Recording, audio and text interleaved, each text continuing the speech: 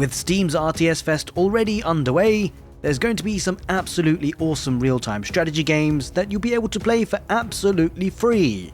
And today, we're going to go through a quick look at the ones that I am most excited about. First of all, we have Zerospace, which for me is one of the most exciting strategy games in development right now. You will have 3 factions at your fingertips to play and battle with, as well as a further one coming down the line. More importantly, you've got a whole host of mercenary factions to choose from to customize your army.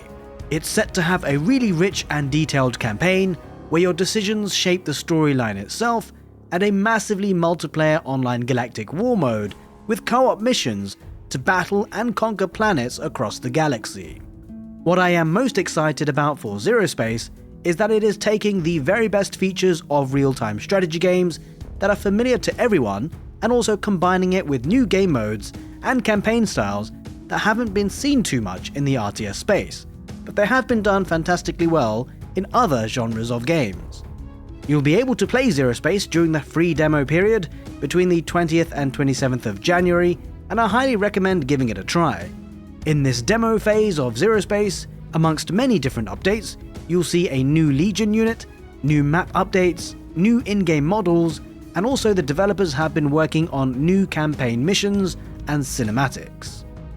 The multiplayer mode of Zerospace has made for some incredible tournament games so far, and as it happens, I have recently casted a grand finals of a Zerospace community-funded tournament, and it was absolutely awesome. If it's something that you'd like to check out more of, I'll leave a link in the video description for where you can check it out. Now, a new game to be featured on the channel is Liquidation. It's a game where you enter the war-torn world of Vea, where sci-fi and fantasy collide. It's an explosive RTS game with tactical combat and asymmetric factions, where you lead your armies and harness powerful abilities in the high-stakes battle for Quenrium, the mysterious substance that holds Vea's fate. The game supports both single-player and multiplayer modes, with the story unfolding on the dying universe of Vea, where a sudden cataclysmic event, known as the Splintering, wipes out entire species and destroyed thriving civilizations. In its wake, a strange and powerful substance called Quenrium rose from the depths of the world, triggering a conflict between the Twilight Crusade and the Scourge Alliance over its possession. Thus began the Quenrium War, lasting for more than 38 years. You'll be able to equip your units with a variety of weapons on the battlefield, with it being your job to choose the right weapons for the right job. You'll need to focus on having a solid army composition, as in Liquidation, no one unit can dominate all the others. Build your army carefully, as every unit is designed to complement another's weakness. Utilize tactical abilities carefully, a few well-placed grenades can change the outcome of the battle. Some crucial features of real-time strategy games that are often missed in new games include cooperative game modes, replays, and playback functionality, but Liquidation is getting all of that. You'll be able to experience Liquidation's cooperative campaign mode with friends, climb the online ranked ladder, and share your replays of your favorite matches. There is a third faction called the Legion, but their influence in the universe is a bit of a secret right now. Whilst the release date for Liquidation is yet to be announced, you can playtest the game on Steam right now. It's definitely got some StarCraft vibes in the way it plays. I've given it a go, and it's been a lot of fun. Also hot off the press is a new announcement of a game that is being published by Slytherin. This game is called Platoon Commander, and it is a game focused on the German advance towards Moscow in the fall and winter of 1941. It combines real-time tactical battles with a turn-based campaign map. You'll make decisions about the pace of the advance, switch to defensive strategies when necessary, and manage your army considering weather conditions and the passing of time. Battle Command uplink initializer. Please stand by. Tempest Rising is another massively anticipated real-time strategy game which will have a multiplayer demo starting on the 20th of January running to the 3rd of February, which will give us another look at the game in what looks to be its final stages of development. It's a game that Command & Conquer fans will certainly feel familiarity with and will hopefully take up a place in the cluster of RTS games that we've come to know and love since Red Alert, and Tiberium Wars. These are big shoes to fill and follow, but what we've seen so far has definitely been positive. The game is set to release on the 25th of April and now has a price tag of around about 35 Great British pounds, but you'll also be able to purchase a deluxe edition if it tickles your fancy. This will give you access to the game 7 days earlier than the standard edition, alongside a digital art book and a copy of the digital soundtrack. With the third faction details announced already, it looks like Tempest Rising has been cooking very nicely. You won't actually be able to play as the third faction in the demo right now, but with GDF and Tempest Dynasty factions kitted out, with loads of units to choose from, you'll have some very big battles for sure. It's currently sitting at number 53 on the global Steam wishlist, and the gameplay feels pretty great at the moment. It is definitely exciting for Tempest Rising fans. I suspect most of you watching this video will actually give it a try, so let me know what you think of it in the comment section below, and actually which faction is your most favourite. For me, I love playing the Tempest Dynasty so far, and I can't wait to see how the third faction in Tempest Rising will play like. But another thing that I can't wait for is to reach 1,000 subscribers. If you've been enjoying the content on the channel so far, maybe this is potentially the second or third video that you've seen, make sure that you've hit the subscribe button and more importantly, hit the notification bell so that you get a bit of a ding dong when I do upload a new video. It's completely free, and that way you keep up to date with all the latest news about real-time strategy games. As always, thanks so much for the support. Now, Dune fans will be excited to see the new Barkhan demo available this month, where a harsh sand planet has become the stage for a brutal war between three great clans.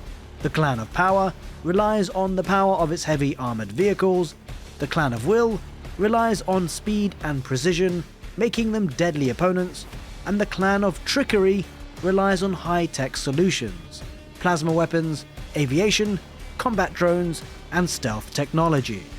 In the heat of dynamic battles, be prepared to also face and attack giant sandworms, sand snakes, and find the mysteries lurking in the sands. From the looks of it, Barkhan is still in the very early stages of its development, but they plan to make a detailed campaign, potentially with cooperative playthrough. There are plans for skirmish modes versus AI, as well as online multiplayer game modes. The maps for matches are planned to be unique each time, and the developers are going the extra mile to enable replays of matches already played to be watched and shared, as well as giving access to a complete map editor. With the map editor, they're going to give tools to the community to create their own game maps, as well as complex game scenarios. Amongst many other solid plans, the game is going to be sold entirely, and so excluding any microtransaction purchases. Now, Red Chaos is another RTS game that I've recently featured on the channel, and it too will be featured in Steam's RTS Fest. You'll be able to play in the skirmish modes, online multiplayer modes, and even select a few of the campaign missions and tutorials. It looks like an RTS game that is again going to be rich in its storyline, and I for one am really happy about that. The campaigns and storylines have always been at the cornerstone of the very best ever real-time strategy games. The gameplay has been really fun from what I've played so far, where you'll have a real wide variety of units to choose from, and even reach up to super weapons to break stalemates and take big fights. Depending on the faction that you play as, you'll be able to deploy artillery tanks, explosive drones and trucks, flying buses tossing out exploding barrels, and if that wasn't cool enough, super weapons including orbital plasma cannon strikes, triple airstrikes, and tactical nukes. Red Chaos: The Strict Order is certainly a game that I can't wait to try out in the coming days. Now, for those who've always wanted to go to the moon, well, now you can. Dark Moon is a survival strategy game where time is working against you. As a member of the Engineering Council sent by Moonshell, your task was to oversee the construction of a newly developed mining system on the moon. This simple objective changed dramatically, however, when a massive solar storm hit the Earth, destroying all electronics in its wake. Soon after, you witness the sun's scorching heat as the moon's main communication relay falls into the light. You are alone, and now everything within the sun's reach is gone within seconds.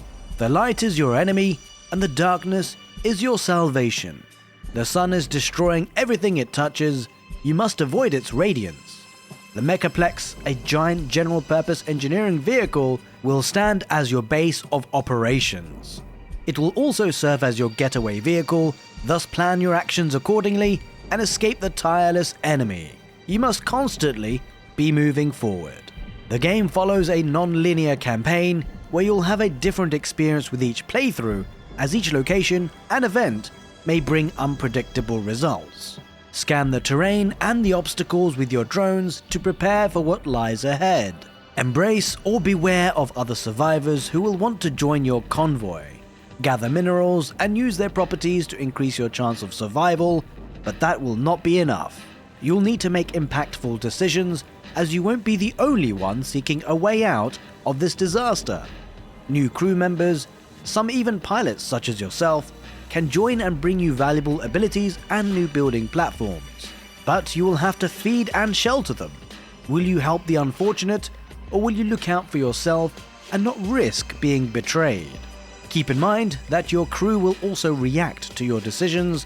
Some members will dislike joining with someone from a rival country, while others will embrace them. The Mechaplex is your means of survival. Build new buildings on top of it, research new technologies, enhance your crew's abilities, and traverse the lunar planes to find the best way to survive. So a game that gives off Warcraft vibes but with some really cool modern mechanics is called the Scouring. At the moment you can actually playtest the game on Steam, and it's actually really quite fun. Currently you can play a single player skirmish on 3 different sized maps as either the humans or the orcs. It doesn't stop there however, as you can also add on an AI assistant for yourself if you actually want some AI help. From my testing, it's essentially that your game pieces are controlled by AI until you control the game pieces to do other things. The assistant is actually pretty cool and pretty smart because you can make sure that you have your priorities set. If you want to take up with an upgrade, just click it and the AI will block any spending of the resources that you have until you are able to afford it. In general, the AI assistant is not really something that I'm super interested in because I feel like it does take a lot of fun out of playing the game, but I can definitely see why others might enjoy it too. Bear in mind that when I did test out putting the AI assistant on, whilst it does do some snazzy things like microing archer units, left to its own devices, there's a decent chance actually that you might just lose the game. So of course, with that in mind, you'll definitely still need to be involved. You can also have a setting where other enemy AI members can actually team up against you, and well, let's just say it's not for the faint of heart. Another pretty cool feature of the playtest, by the way, is that if you need to leave the game for any reason, you can actually still return to it later if you're not intending to surrender. So the Scouring has essentially 3 key resources: gold, lumber, and food, with gold seemingly being the primary resource that you need for pretty much everything, including training your worker units and most military units as well. And then you have lumber, which you need in addition to gold for things like structures and certain military units like archers, and of course also upgrades. Food comes into play as an upkeep type resource, where of course the more workers and units you have, the more food you need to be producing with your economy through farms. Now there doesn't actually seem to be a population capacity, and there's no kind of supply depots blocking that, but I guess it's pretty cool because you've got of course the food, making sure that you have some kind of upkeep. At the moment there appears to be 4 main units for each of the factions, with the more powerful units being behind technology upgrades and certain building unlocks. With the humans, you have the footman, the archer, the knight, and a cannon unit. For the orcs, you can make grunts, goblin archers, ogres, and also a cannon. Some pretty important features to note are that the resources do diminish, and so you will be forced to expand your base locations eventually on the map, and there are also some really cool mechanics of healing flasks for your units which you can purchase for them when in proximity of your town hall or great hall. Certain units also go on top of buildings to defend. For example, archers and cannons can stay on top of the barracks or your town hall or great hall, and the footmen or grunts can actually climb barracks and watchtowers or any buildings you can go on top of really, in order to take enemy units on top of the buildings down. Some units also have some really cool abilities. For example, the Footman and the Grunt can use shield abilities, the Knight can use heal abilities on allied units, and the Ogre can use a Bloodlust ability, increasing the damage output for a chosen allied unit. A lot of these abilities are behind upgrades, so you'll need to make sure that you research them. There are many things that I like about the Scouring, especially the base building aspects. The building footprints are actually quite large, and you'll often find areas on the map won't necessarily be big enough to accommodate them if your buildings and farms aren't placed thoughtfully. It's great to have both a base building aspect and also the unit counter system to be considered at the same time. Now, whilst the playtest only features a single player skirmish mode of the game, I have been told that we can expect multiplayer and also a campaign mode to appear in the future. Now, because the Scouring is actually available as a playtest, why not give it a go on Steam? And if you do try it out, let me know what you thought of it in the comment section below. Pretty excited to hear your thoughts on the game.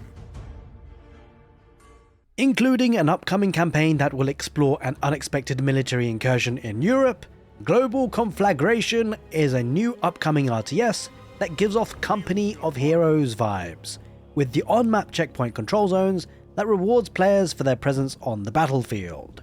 Featuring 3 factions kitted out with their own unique roster of units, it looks like there'll be plenty to choose from in large-scale battles where players are encouraged to meet in the middle quickly.